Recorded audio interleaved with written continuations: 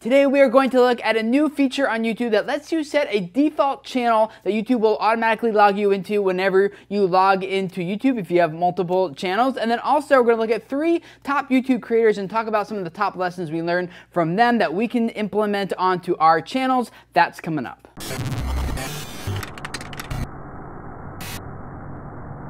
Hey guys, my name is Tim Schmoyer and it's Tuesday, which means it's time to take a look at the online video news from last week and talk about the implications it has for us as creators here on YouTube. And one new feature that YouTube rolled out that I know many of you will be very excited about is that if you have multiple YouTube channels that you manage, now when you go to switch your channels, there's a little box there at the bottom that says, "Don't ask me again." And if you check this, whichever account you click on next to log in as, it will make that channel the default channel that you log in as from that point forward. Now, what if you accidentally select the wrong channel, or you did want to have it be this channel for a while, but now you want to switch it, you want to log in as this other channel now by default? Well, if you can go to your advanced settings of whichever channel you want to be your new default channel and check that little box you see there. It says, "Use this channel when I sign in to my," and then it'll give you your email address that you use that all of your YouTube channels are connected to, which is probably the email address that's used for your Google Plus profile. And there you have it, pretty straightforward, and I hope that helps some of you guys out. Also, last week, YouTube started posting a new series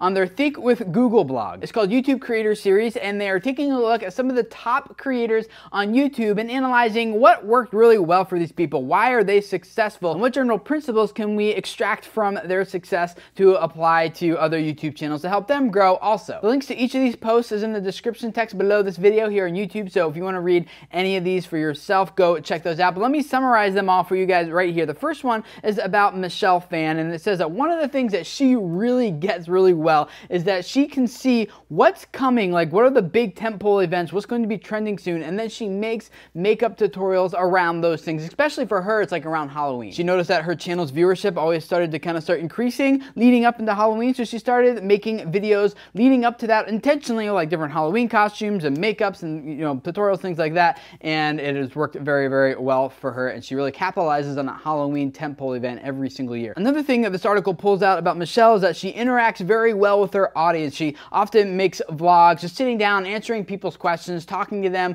like real human beings. And then she's also not afraid to try different things and not just get stale and stagnant, but to keep evolving herself. So that's Michelle. Rosanna Pansino is the next article that's linked up down there. And basically what she did is she did something very unique that no one else was doing. She took gaming, which is very popular, and baking, cooking videos, which is also popular, and she kind of merged the two together. And doing something like that eliminated a lot of competition. She carved out her own niche, something very unique that hardly no one else was doing. But the best part about it is that her videos are very evergreen, which means that they maintain their value for a long time. Even months and years later, people are still watching some of her older videos. Unlike daily vlogs or things like that that kind of have a very short lifespan before they're kind of out of date and people don't really care about it as much, evergreen content is stuff that people are continually searching for. In Rosanna's case, people are always searching for how to bake different cupcakes and how to make different pastries and things like that. Bethany Mota is the third creator, and she did something very similar to Michelle Phan in noticing what the tentpole events are and the trends around her channel after a couple of years. Around in the summer, her traffic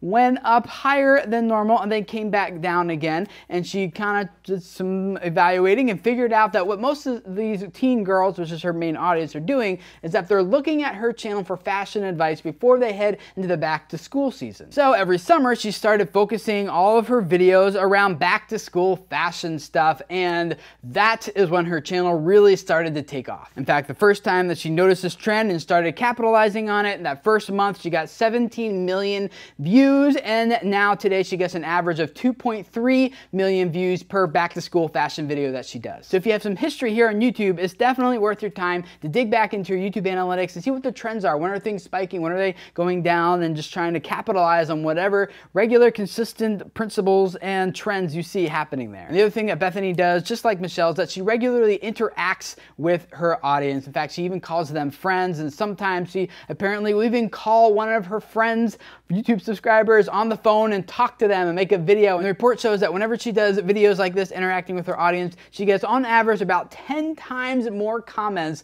on those videos than she gets on her normal videos. So again, check out those links below if you want to read any of them in their entirety. But the principles for us are: look at your YouTube analytics, find those trends, capitalize on it, interact with your audience, and do something different. Be unique in some way. The last article down there is a story about an update to the VidIQ Chrome extension, which basically lets you see a lot of the stats around YouTube videos as you're browsing YouTube. But this update shows you how many views per hour that video is getting. For comparison purposes, VidIQ says top trending videos usually get around 100 to 200,000 views per hour. So if you're watching a video, whether it's yours or someone else's, you want to have an idea of how well that video is trending at the moment, that metric will help you understand exactly how popular this video happens to be right now. VidIQ's Chrome extension is completely free. I'll put a link to it in the description below. You can click and just go download it and plug it right into your Chrome browser, and whenever you browse YouTube, it'll be right there for you. I would love to hear from you guys in the comments below about what trends do you see really revolving around your YouTube channel that you try to capitalize on, whether it's a regular theme that happens about once or twice a year, or maybe it's a certain type of video that you do, or whatever the case may be. Share those with us. And the rest of you guys, if you're looking for some ideas that have worked for other people, maybe some things that you can start looking for on your own channel, check out the comments down there what other people are saying. Always good,